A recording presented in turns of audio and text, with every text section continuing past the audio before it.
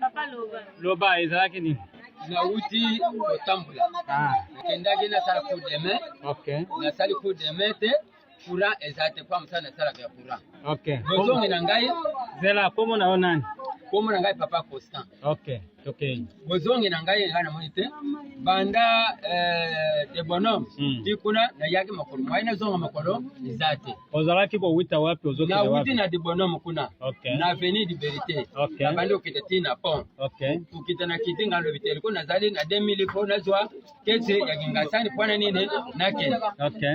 Na zwi kete Kwanzi kete wana kota ge na monaki batu moko bazali bana basi mibale ba mbali misato eloko moko ezakona te orge manduki balali shango na sima ya bakiti wana tupanda kawana. Okay.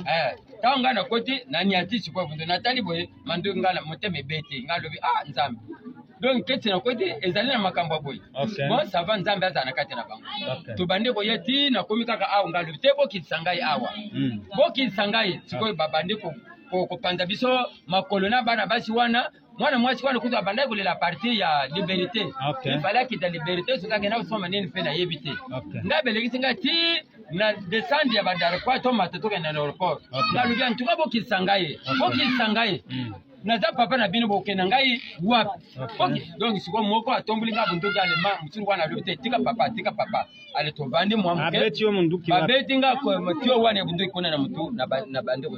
Okay, wana oyo pota pota oyo babeti yo oyo babeti nga na tio wana. Okay. Donc tangu nga na kiti nazwi siko peti moko azali koteka nani papier mouchoir bapesi nga papier mouchoir na bandi kopaka makila nzela ti heureusement pe nazali na ikote na sa nini na bombi pota wana soki nayoki makila ya bandi kobima ngai ale na pangosi nazwi papier mouchoir na pangosi. Okay. Ti na ndenge na kote na ndako awa alo na bandi kulungula suki wana naza ya nsambe soki te. Donc vraiment na ebite bana basi wana kote bakei na numero pe na swagi numero na bango te kwa lere ngai le kiti na weli ngomoyi na ngai moyenne za plaque ezate. Okay. Maintenant moi keti yango okotaki na niveau ya wapi?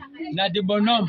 Ya bonhomme. Keti na niveau ya de bonhomme. Bonhomme. Ozokende kote nini? Na yeki ngasani awa. Ozoyaki ngasani po zonga na ndako. Na zonga na ndako. Okay. Na uti kotama na zonga na ndako. Okay. Na wana kutena mbisikati wana.